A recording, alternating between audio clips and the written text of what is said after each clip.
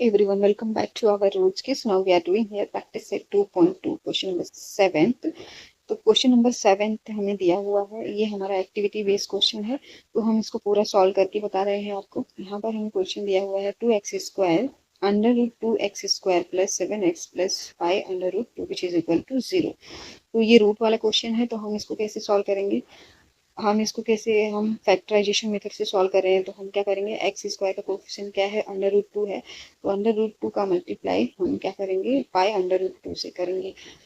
तो चलिए अब हम स्टार्ट करते हैं। यहाँ पर हम लिखेंगे सोल्यूशन, और यहाँ पर अगर जो हम अंडर रूट 2 का मल्टीप्लाई पाई अंडर रूट 2 से करते हैं तो हमें क्या मिल जाता है, पाई एज इट इज हम यहाँ पे लिखेंगे, और 2 under root 2 multiply by under root 2 हम जानते हैं कि under root 2 multiply by under root 2 करने पर हमें वैल्यू 2 मिलती है, तो हम डायरेक्ट यहाँ पर 2 से मल्टीप्लाई करेंगे। तो यहाँ पर हमें मिल जाएगा पाई 2 ज़ा 10 मिल जाता है बेटा। तो हम क्या करेंगे, अब हमें 10 मिल गया, तो हम फैक्टराइजेशन मेथड से सॉल्व कर रहे हैं, मीन्स मिडिल टर्म स्प्लिट कर रहे हैं। तो हमें क्या करना होगा, हमें 10 की ऐसे दो फैक्टर लेने हैं, मीन्स ऐसे दो फैक्टर लेने हैं जिनको मल्टीप्लाई करने पर हमें 10 मिल जाए, और माइनस या प्लस करने पर ये मिडिल टर्म हमें मिलना चाहिए। तो ऐसे दो फैक्टर हम कौन से ले सकते हैं, यहाँ पर हम 5 और 2 लेंगे। तो 5 2 10 होता है, और 5 प्लस 2 करने पर हमें वैल्यू मिल जाएगी 7। तो चलिए अब हम स्टार्ट करते हैं नेक्स्ट। तो यहाँ पर हम लिखेंगे under root 2x² plus 5x plus 2x plus 5 under root 2। तो यहाँ पर हम कॉमन देखेंगे बेटा, तो हमें यहाँ पर कॉमन क्या दिख रहा है, हम यहाँ पर x कॉमन दिख रहा है, तो हम क्या करेंगे, x को लिखेंगे ब्रैकेट के बाहर, और फिर बची हुई वैल्यू को लिखेंगे, बचा हुआ अंडर रूट 2 एंड x बचता है, देन x बाहर है तो यहाँ पे ब्रैकेट में हम 5 लिखेंगे। तो यहाँ पर प्लस की साइन है, प्लस की साइन पुट करेंगे, तो यहाँ पर 2x प्लस 5 अंडर रूट 2 है, तो हम इन दोनों टर्म को कंपेयर करेंगे, और इसमें देखते हैं कॉमन क्या लिया हुआ है। तो यहाँ पर अंडर रूट 2 कॉमन दिया हुआ है ऑलरेडी, यहाँ पर एक्टिविटी बेस्ड क्वेश्चन है, तो यहाँ पर अंडर रूट 2 कॉमन दिया हुआ है, तो हमें क्या करना पड़ेगा, यहाँ पर इस 2x है, तो हम 2x को क्या लिख सकते हैं, under root 2 multiply by under root 2x, means इनको मल्टीप्लाई करने पर हमें 2x ही मिलता है। इसको सिंप्लीफाई करेंगे 2x को, तो हमें under root 2 multiply by under root 2x करेंगे तो हमें 2x ही मिलती है वैल्यू। तो यहाँ पर हमें प्लस 5 अंडर रूट 2 दिया हुआ है, प्लस 5 अंडर रूट 2 दिया हुआ है। तो अगर जो हम इसको सॉल्व करते हैं, मीन्स इन दोनों टर्म का मीन्स हम कंपेयर करेंगे, तो हमें क्या कॉमन दिख रहा है, यहाँ पर अंडर रूट 2 कॉमन दिख रहा है, यहाँ पर भी अंडर रूट 2 कॉमन है, और यहाँ पर अंडर रूट 2 है। तो अंडर रूट 2 और अंडर रूट 2 को हम क्या करेंगे, ब्रैकेट के बाहर लिखेंगे, और ब्रैकेट के अंदर क्या बच रहा है बेटा, यहाँ पर अंडर रूट 2x और 5 बच रहा है, प्लस 5, तो हम यहाँ पर लिखेंगे। अगेन हम क्या देखते हैं, हम कॉमन देखते हैं, तो यहाँ पर अंडर रूट 2x प्लस 5 और अंडर रूट 2x प्लस 5 ये दोनों कॉमन है, तो हम क्या करेंगे, इसको वन टाइम लिखेंगे, और बचे हुए value x plus under root 2 लिखेंगे।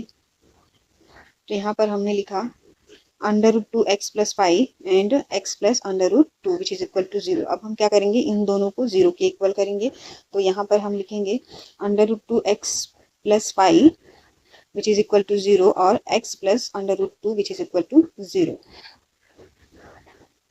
यहाँ पर हम प्लस 5 है, तो हम इसको यहाँ पे शिफ्ट करेंगे, तो ये प्लस का क्या हो जाएगा, माइनस हो जाएगा, और ये अंडर रूट 2 मल्टीप्लीकेशन में है, तो ये क्या हो जाएगा, डिवीजन में चला जाएगा। तो हम यहाँ पे लिखेंगे x is equal to minus 5 upon under root 2, और इसको हम लिखेंगे, ये प्लस में है, प्लस अंडर रूट 2 है, तो हम यहाँ पे इसको शिफ्ट करेंगे, तो ये प्लस का क्या हो जाएगा, माइनस हो जाएगा। तो हम यहाँ पे लिखेंगे x is equal to minus under root 2।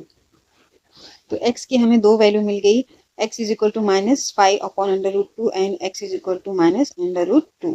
तो अब हम फाइनल आंसर लिखेंगे, therefore the root of the given quadratic equation are minus 5 upon under root 2 and minus 2 under root 2. We are doing here question number 8, 3x square minus 2 under root 6x plus 2 which is equal to 0। Again हमें यहाँ पर root में दिया हुआ है student, तो हमें क्या करना है, सेम मेथड रहेगा हमारा। एक्स स्क्वायर के साथ हमें क्या कोएफिशिएंट दिया है, 3 दिया है, तो 3 का मल्टीप्लाई हम क्या करते हैं, हमारे थर्ड टर्म से करते हैं जो कि 2 है। तो हम 3 का मल्टीप्लाई 2 से करेंगे, तो हमें क्या मिलेगा, हमें 6 मिलता है स्टूडेंट। तो हमें 6 के ऐसे दो फैक्टर लेने हैं, जिनको मल्टीप्लाई करने पर हमें 6 मिले, माइनस या प्लस करने पर 2√6 मिलना चाहिए। तो यहाँ पर हम कौन से दो फैक्टर ले सकते हैं? तो यहाँ पर हम √6 और √6 लेते हैं, तो इनको मल्टीप्लाई करने पर हमें क्या मिल जाता है? 6 मिल जाता है स्टूडेंट। हमें क्या मिलेगा? 6 मिल जाएगा। और यहाँ पर हमें क्या चाहिए? 2 चाहिए। तो 1√6 और 1√6 को हम ऐड करेंगे तो हमें क्या मिल जाएगा? 2 मिल जाएगा। तो ये हमारा मिडिल टर्म कंप्लीट हो जाएगा, सेटिस्फाई हो जाएगा। तो चलिए अब हम स्टार्ट करते हैं। तो यहाँ पर हम लिखेंगे 3x² minus √6x minus √6 plus 2 which is equal to 0। यहाँ पर हमने क्यों लिया? यहाँ पर हमने 6 के दो फैक्टर लिए थे, 6 एंड √6। तो यहाँ पर हम लेंगे स्टूडेंट, यहाँ पर √6 माइनस √6x और यहाँ पर 1√6 और 1√6 हमें ऐड करने पर 2 मिल जाता है। तो यहाँ पर हमारा ये कंप्लीट हो जाता है। तो अब हम इन दो टर्म को कंपेयर करेंगे, स्टूडेंट आपको ये समझ में आया हमने ये 6 कैसे लिया? यहाँ पर हमें क्या करना है? 3 मल्टीप्लाई बाई 2 करना है, 3 मल्टीप्लाई बाई 2 करना है, तो हमें क्या मिल जाएगा? 6 मिल जाता है। तो हमें क्या ऐसे दो फैक्टर लेने हैं जिनको मल्टीप्लाई करने पर हमें 6 मिल जाए। तो हमने क्या लिया? √6 मल्टीप्लाई किया √6 से, तो √6 मल्टीप्लाई √6 करेंगे तो हमें क्या वैल्यू मिलती है? हमें 6 मिलती है। तो हमारा ये फर्स्ट कंडीशन सेटिस्फाई होता है। फिर हमें क्या चाहिए? 2 चाहिए। तो 1√6 और 1√6 को हम ऐड करेंगे तो हमें क्या मिल जाता है? 2√6 मिल जाएगा। तो यहाँ पर हम 2 मिल जाएगा। तो अब नेक्स्ट स्टेप क्या रहेगा? हमें फर्स्ट टर्म और सेकेंड टर्म का कंपेयर करते हैं, और ये लास्ट टर्म सेकेंड थर्ड और इन दोनों टर्म को कंपेयर करेंगे। लास्ट के हमारे दो टर्म है उनका कंपेरिजन करते हैं। तो यहाँ पर हमें क्या कॉमन दिख रहा है स्टूडेंट? यहाँ पर हमें x कॉमन दिख रहा है। तो हम क्या करेंगे? पहले हम इसको कैसे लिख सकते हैं स्टूडेंट? हम इसको स्प्लिट करके लिखेंगे। स्प्लिट करके कैसे लिखेंगे? यहाँ पर 3 को हम क्या लिख सकते हैं बेटा? यहाँ 3 को हम √3 मल्टीप्लाई बाई √3 लिखेंगे। तो हम इनका मल्टीप्लाई करते हैं तो हमें क्या मिलता है? हमें 3 ही वैल्यू मिलती है, सेम वैल्यू मिलेगी। फिर x² यहाँ पे लिखेंगे। √6x को हम क्या लिख सकते हैं? √3 मल्टीप्लाई बाई √2x। तो यहाँ पर हमें क्या मिल जाएगा? 3 2 6 मिल जाएगा। तो √6x हमें यहाँ पे मिल जाता है। और यहाँ पर हम इन दोनों को देखेंगे तो हम इनको भी एक्सपांड करके स्प्लिट करके लिख सकते हैं। यहाँ पर हम 6 है स्टूडेंट, तो 3 2 6 होता है। तो √3 मल्टीप्लाई बाय √2x करेंगे तो इनका मल्टीप्लाई करने पर हमें क्या मिलता है? √6x मिल जाएगा।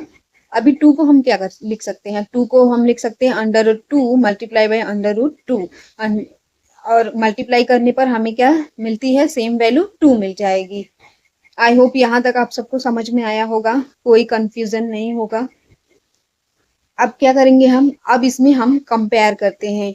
इन दोनों टर्म का कंपेयर एक साथ करेंगे और इन दोनों टर्म का कंपेयर हम एक साथ करेंगे। तो यहाँ पे बेटा हमें क्या कॉमन दिख रहा है? हमारा जो फर्स्ट टर्म है और सेकेंड टर्म है उसमें क्या कॉमन दिख रहा है बेटा हमें? यहाँ पर हमें √3x और यहाँ पर √3x इन दोनों टर्म में है। फर्स्ट टर्म में भी है √3x और √3x सेकेंड टर्म में भी है। तो हम क्या करेंगे? इनको लिखेंगे ब्रैकेट के बाहर क्योंकि ये दोनों कॉमन है। तो यहाँ पर हमारा इक्वेशन लिखा जाएगा स्टूडेंट, √3x हमने कॉमन ले लिया। फिर यहाँ पर हमें क्या मिलना चाहिए? यहाँ पर हमने √3 कॉमन ले लिया, कॉमन को हटा दिया तो क्या बचा? यहाँ पर √3x² है। तो हम यहाँ पर √3x लिखेंगे क्योंकि ये x² है। फिर यहाँ पर -2 क्योंकि यहाँ पर हमने अंडर यहाँ पे 3 चला गया और यहाँ पे x चला गया तो बचा क्या स्टूडेंट? यहाँ पर √2 बचा यहाँ पर। फिर अब हम क्या करेंगे? हम अब अभी इन दोनों का कंपेयर करते हैं स्टूडेंट।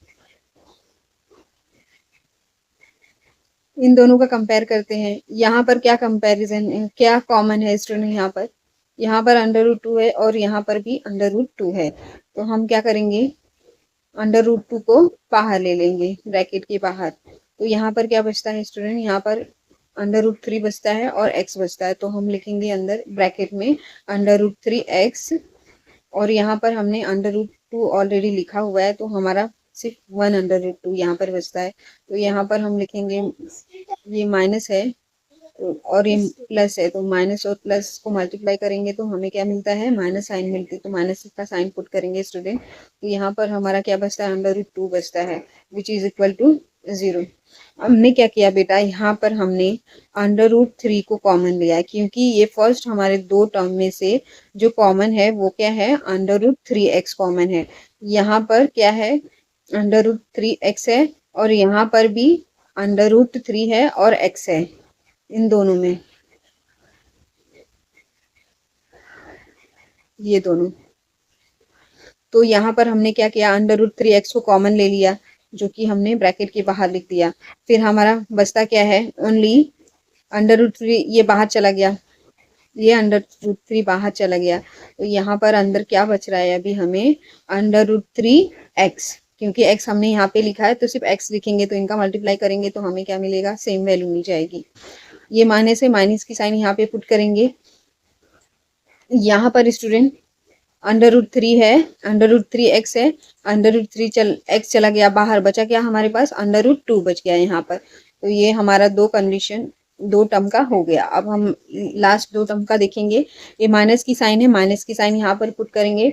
यहाँ पर हमें क्या कॉमन दिख रहा है इन दोनों टर्म में, इसमें हमें क्या कॉमन दिख रहा है, इसमें अंडर रूट टू है और इसमें भी अंडर रूट टू है। तो अंडर रूट टू को हम क्या करेंगे, बाहर लिख लेंगे स्टूडेंट, ये कॉमन है। ब्रैकेट में लिखेंगे, यहाँ पर अंडर रूट थ्री है और एक्स बचा, अंडर रूट टू हमने ऑलरेडी बाहर लिखा हुआ है, तो बचा क्या यहाँ पर, अंडर रूट थ्री और एक्स। तो हम यहाँ पर ब्रैकेट में लिखेंगे अंडर रूट थ्री और एक्स। माइनस की साइन पुट करेंगे, माइनस प्लस माइनस होता है स्टूडेंट। यहाँ पर क्या, यहाँ पर अंडर रूट टू है, तो ब्रैकेट में क्या बचेगा स्टूडेंट, यहाँ पर अंडर रूट टू हम यहाँ पे लिख देंगे। तो इनको मल्टीप्लाई करने पर हमें सेम वैल्यू मिल जाएगी जो ऊपर लिखी हुई है, विच इज इक्वल टू 0। अब हम इन दोनों को में से, इन दोनों टर्म में से कॉमन देखेंगे student, under root three x minus under root two, और यहाँ पर भी है under root three x minus under root two. तो ये दोनों कॉमन है, तो इनको लिखेंगे हम यहाँ पर, और फर्स्ट ब्रैकेट में लिखेंगे और सेकेंड ब्रैकेट में हम क्या लिखेंगे, जो हमारा बचा हुआ वैल्यू है under root three x minus under root two. तो हमने यहाँ पे लिखा under root three x minus under root two, जो कि हमारा कॉमन टर्म है, और फिर हमारा ये बचा हुआ वैल्यू जो यहाँ पर लिखेंगे under root three x minus under root two, which is equal to 0। तो ये अभी हम इन दोनों टर्म को 0 के बराबर करेंगे। तो हमें लिखना है student three x minus under root two which is equal to 0, और three x minus under root two which is equal to 0। अब हम क्या करेंगे, x को आइसोलेट करेंगे स्टूडेंट, x को आइसोलेट करेंगे। यहाँ पर हम अंडर रूट टू लिखेंगे, अंडर रूट टू यहीं पर है स्टूडेंट, और ये थ्री एक्स यहाँ पर अंडर रूट थ्री एक्स है। तो ये क्या हो जाएगा, ये मल्टीप्लीकेशन में है तो ये डिवीजन में चला जाएगा, ये माइनस का यहाँ पे जाएगा तो क्या हो जाएगा, under minus under root two, यहाँ साइड चेंज होगी तो क्या हो जाएगा बेटा, यहाँ पर प्लस अंडर रूट टू हो जाएगा। तो ये माइनस का क्या हो जाएगा, प्लस हो जाएगा। यहाँ पे लिखेंगे तो हमने यहाँ पे लिखा under root two upon under root three, क्योंकि ये मल्टीप्लीकेशन में है तो साइड मल्टीप्लीकेशन में है तो साइड चेंज करेंगे तो क्या हो जाता है बेटा, डिवीजन में कन्वर्ट हो जाता है। और यहाँ पर हम x की वैल्यू दूसरी लिखेंगे जो कि है हमारी, जो x को आइसोलेट करेंगे सेम।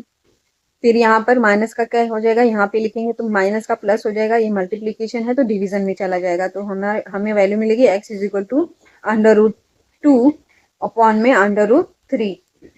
तो हम फाइनल आंसर लिखेंगे बेटा, जो कि है the root of the given quadratic equation are under root two upon under root three and under root two upon under root three. तो हमें x की वैल्यू यहाँ पे दो वैल्यू मिल गई जो कि सेम है। यहाँ पे हमारा क्वेश्चन नंबर 8 कंप्लीट होता है बेटा। चलिए अब हम नेक्स्ट क्वेश्चन देखते हैं, जो कि